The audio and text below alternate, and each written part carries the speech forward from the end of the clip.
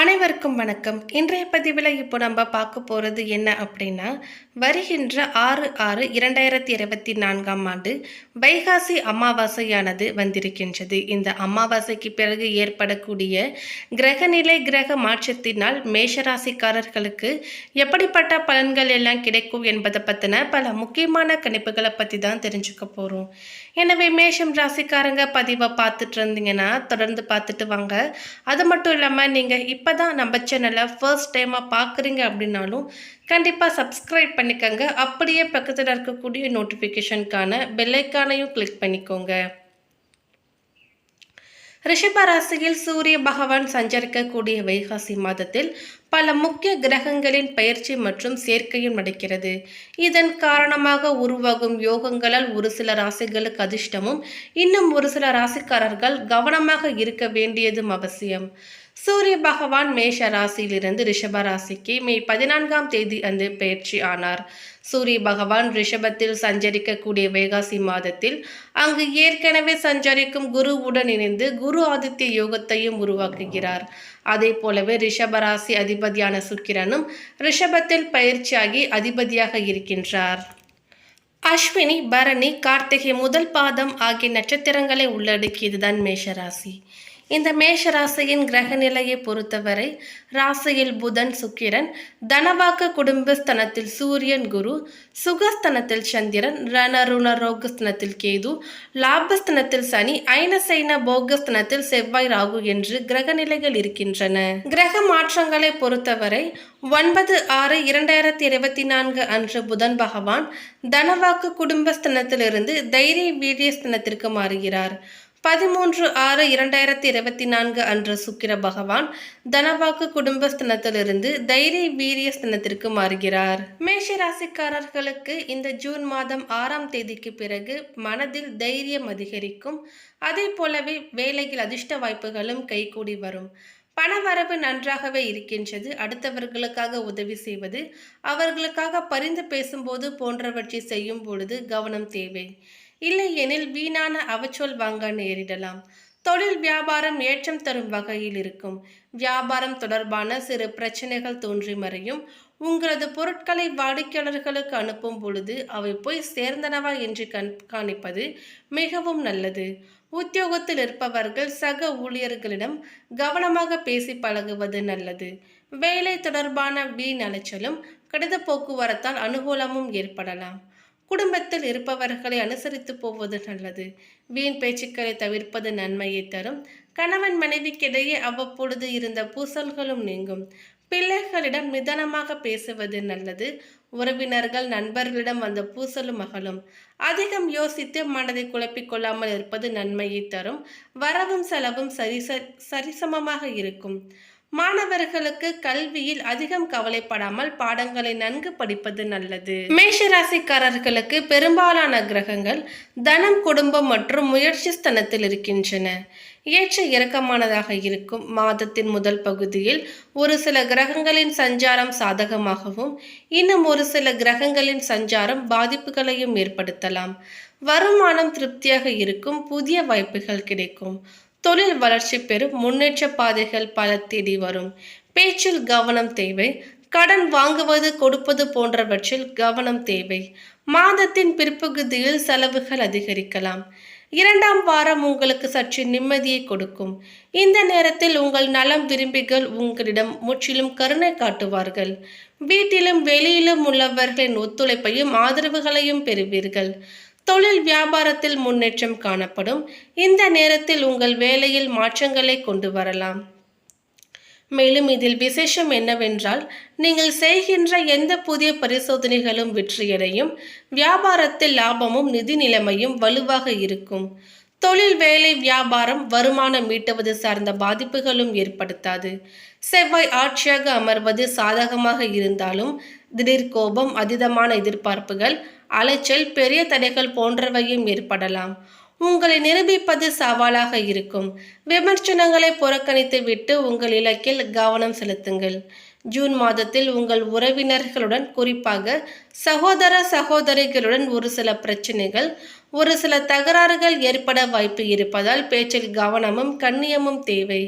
மாதத்தின் நடுப்பகுதியில் உங்கள் ஆற்றல், பணம் மற்றும் நேரத்தை நீங்கள் நிர்வகிக்க வேண்டும். எல்லாவற்றிலும் அதிக முயற்சி தேவைப்படலாம். மேலும் இந்த காலகட்டத்தில் வருமானத்துடன் ஒப்பிடும் பொழுது அதிக செலவுகளும் அதிகரிக்கலாம். இந்த காலகட்டத்தில் உங்கள் செலவுகளை நீங்கள் கட்டுப்படுத்த வேண்டும். மாதத்தின் 2ஆம் பாதியில் உங்கள் உடல் நலம், உறவுகளில் அதிக கவனம் செலுத்துங்கள். இந்த காலகட்டத்தில் பருவகால நோய்களால் பாதிப்பும் ஏற்படலாம்.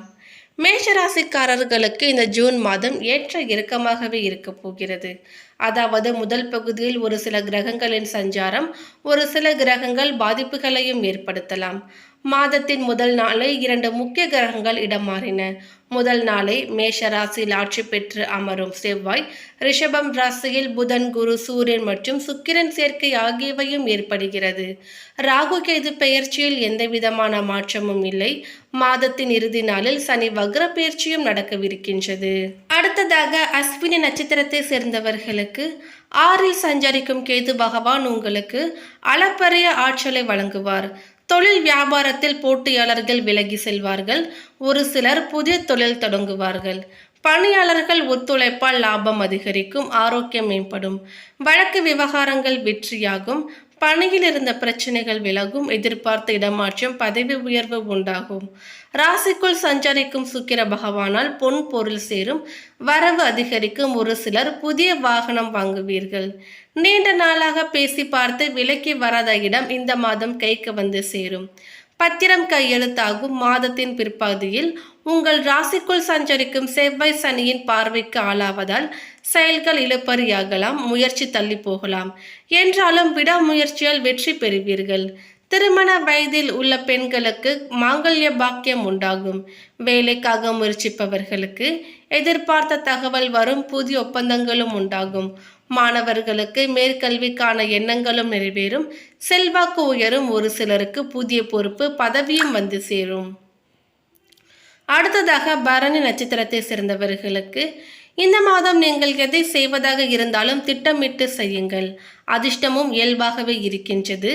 உங்கள் வாழ்வில் வசந்தம் வீசும் மாதமாகவும் இருக்க போகிறது.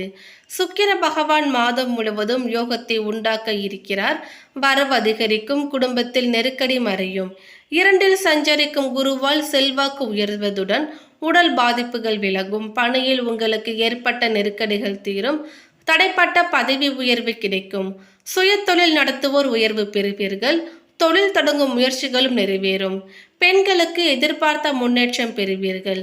வாழ்க்கை துணையின் ஆதரவால் விருப்பங்கள் நிறைவேறும். வேலை தேடுவோரின் முயற்சிகளிலும் வெற்றி பெறுவீர்கள்.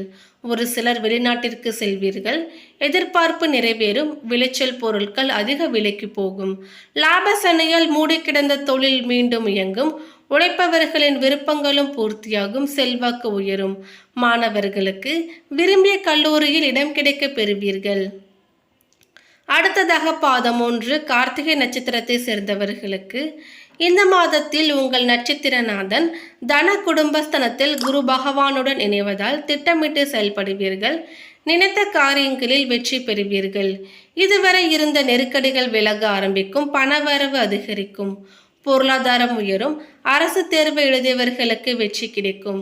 பணியில் சந்தித்த பிரச்சனை விலகும்.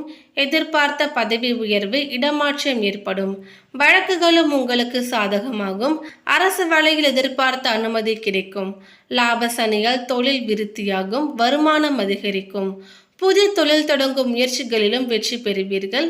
செல்வாக்கு உண்டாகும். குடும்பத்தில் இணக்கமான சூழ்நிலை உருவாகும். ஒரு சிலருக்கு பொன் பொருள் சேர்க்கை அதிகரிக்கும். தொழிலில் இருந்த நெருக்கடி தடைகள் விலகும். விவசாயிகளின் விளைபொருளுக்கு நல்ல விலை கிடைக்கும். பெண்களுக்கு இந்த காலம் யோகமானதாக இருக்கும். ஒரு சிலருக்கு திருமணம் கைகூடி வரும். மாணவர்களுக்கு மேற்படிப்புக்கான முயற்சிகளிலும் வெற்றி பெறுவீர்கள்.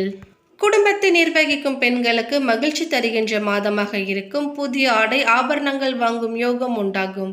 வேலைக்கு செல்லக்கூடிய பெண்களுக்கு அலுவலகத்தில் எதிர்பார்த்த பதவி உயர்வு, ஊதிய உயர்வு போன்ற சலுகைகளும் கிடைக்கும். மேலும் பரிகாரமாக முருகப்பெருமான் வழிபாடும் கந்தசஷ்டி கவசம் பாராயணம் செய்வதும் நன்மையை தரும். அதிர்ஷ்டமான நாட்கள் ஜூன் 5, 9, 11. அதிர்ஷ்ட எண்கள் 3, 5 மற்றும் 7. மேலும் இந்த தகவல் உங்களுக்கு பிடித்திருந்தால் லைக் பண்ணுங்க, ஷேர் பண்ணுங்க. இது போன்ற பல சுவாரஸ்யமான கணிப்புகளை நீங்க தெரிஞ்சுக்கணும்னா எங்க சேனலை சப்ஸ்கிரைப் பண்ணிடுங்க. மேலும் நோட்டிஃபிகேஷனுக்கான பெல் ஐகானையும் கிளிக் பண்ணிக்கோங்க. தேங்க்யூ.